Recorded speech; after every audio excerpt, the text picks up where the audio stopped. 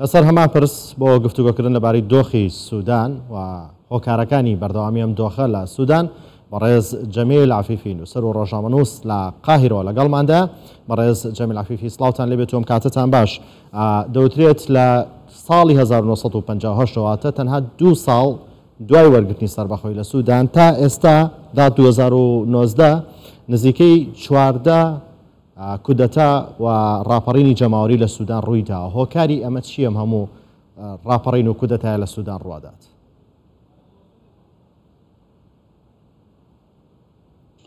بالطبع السودان تتميز بطبيعة خاصة، چەندین خاصیەتی جیاوازی هەیە کەوا چەندین کێشەی سیاسی و ناڕێککەوتنی لایەنەکانی تێدا هەبووە لەسەر خاچی سووریادا. هەروەها ئەم کێشمەکێشە سیاسیانە بووەتە هۆی جیاوازی ڕۆشنبیری و کەلتوری لە خاچی سوودان و ئەمەش تا ئێستا بەردەوامە. ئەم بەم دواییانەدا مقاومەی جنوبی سوودان کەوا ئێستا چەند هەوڵێکیان داوە بۆ جیاکاری بۆ ئەوەی بتوانن لە دارفور جیابنەوە بن بە دەوڵەتێکی جیاواز لەسەر سوودان.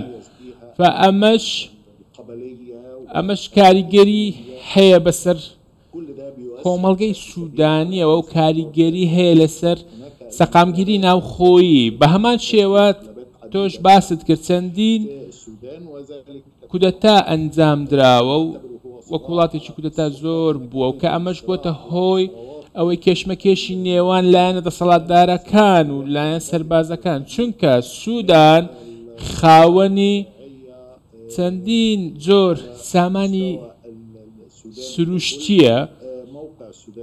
هەروەها سوودان لە ڕووی جوگرافیاوە وڵاتێکی استراتیژیە و بۆتە هۆی سەقامگیری لە ناوچەکەش و بۆیە چاوێکی زۆر لەسەر ئەم وڵاتەدا هەیە و کێشمەکێشی جیاواز هەیە لە وڵاتەدا و کاریگەری لایەنەکان دیکەش کاریگەریان بەسەر ئەمەوە هەیە.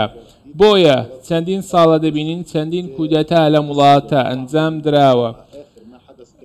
ئەو ڕووداوانەی کۆتایی کە ڕوویاندا لەگەڵ بەلاوەندرانی عومەر بەشیر و ڕوودانی سەرهەڵدانێکی جەماوەری و دواتریش هاتنە دەسەڵاتی لایەنە سەربازیەکان بووە هۆی ئەوەی کەوا وڵاتەکە بچێتە بەڕێکی ئینتقالیەوە کە ئەمەش کاریگەری هەبوو بەسەر سەقامگیری یەکێتی خاچی سوودان بە هەمان کاتدا. هەر یەکە لە وڵاتانی ئەمریکا، فڕانسا، عێراق، تورکیا، سعودیا باڵێۆزخانەکانیان لە خەرتوم چۆڵ کردووە. بەشێک لە هاوڵاتیانی خۆشیان گەڕاندۆتەوە بۆ وڵاتەکانی خۆیان.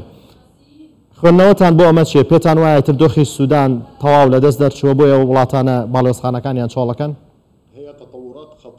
ئەمە پێشاتی مەترسیدارە لە ڕووی دیبلۆماسیەوە. بێگومان ئەمە پێشاتێکی زۆر مەترسیدارە و لەوانەیە بۆ ببێتە هۆی دەرسەیەک بۆ دووبارە چەندین ئۆپەراسیۆنی سەربازی و پێشبیری دەکرێت کەوا ئەم کێشە و ئەم ململانەیانە لە ماوەیەکی نزیکدا نەوەستێت و ئەمە درێژە دەچێشێت و بۆ ماوەیەکی درێژ. بە هەمان شێوە بە شێوەیەکی فعلی ئەم کێشانە بۆتە هۆی ئەوەی کەوا جەنگێکی بەردەوام لە وڵاتەدا هەبێت و لایەنەکان تێک ئاڵاون و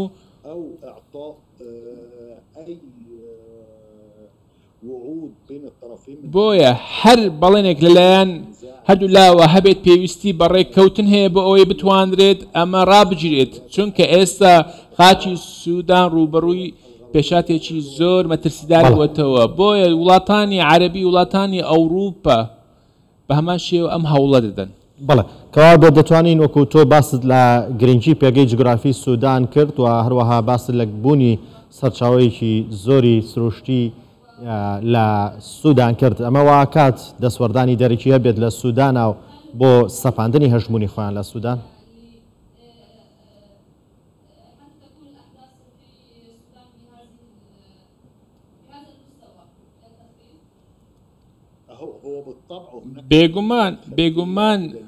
بێگومان لایەنی دەرەوە هەڵدەستن بە تێکەڵبوون لەم کێشەیە کە ئێستا لە سوودا هەیە و میلیشیاکان و سوپا لە نێوان ئەمانیشتا ئەم ڕووداوانە هەیە کە لایەن وەڵامدانەوەی خێراوە ئێستا ڕوبەڕووی چەندی میلیشیا دەبنەوە.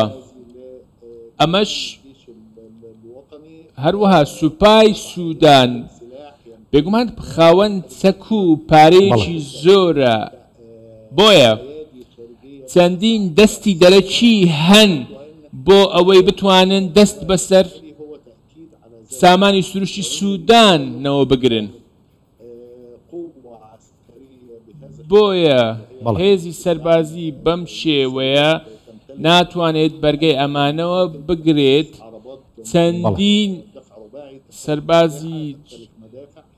چەندین سەربازیان هەیە و چەند خاوەنی زەبەخانەیەکی گەورن. ئەم پشتگیرانش لە دەرەوە دێت بێگومان بۆ ئەم لایەنانە تاوەکو بتوانن ڕوبەڕووی سوپا ببنەوە. ئێستا سوودان چووەتە نێو چەقپەستویەکی سەربازی کە لە نێوان دوو لایەنی سەربازیدا هەیە و ئەمەش باردۆخێکی زۆر مەترسیدارە و ئەگەری هەیە ببێتە هۆی دوو بەشبوونی وڵاتی سوودان و ئەگەر ئەم چەقپەستویە بەردەوام بێت بێگومان دەبێتە هۆی دوو بەشبوونی ئەم وڵاتە. ئەمەش شتێکی ئاسایی دەبێت و کاریگەری بەسەر یەکێتی خاکی سوودان و گەلی سوودان دەبێت. بۆیە گەلی سوودانیش زەرمەندی ئەمە دەبن و ڕوبەڕووی زیانێکی زۆر دەبنەوە، چونکە پرسی ئاسایش نامێنێ، ئاو نامێنێ و هەموو جۆرە خزمەت گوزاریەکی نەخۆشخانە ئێستا ڕاگیراون، تەنانەت خۆراک بەدەست ناکەوێت.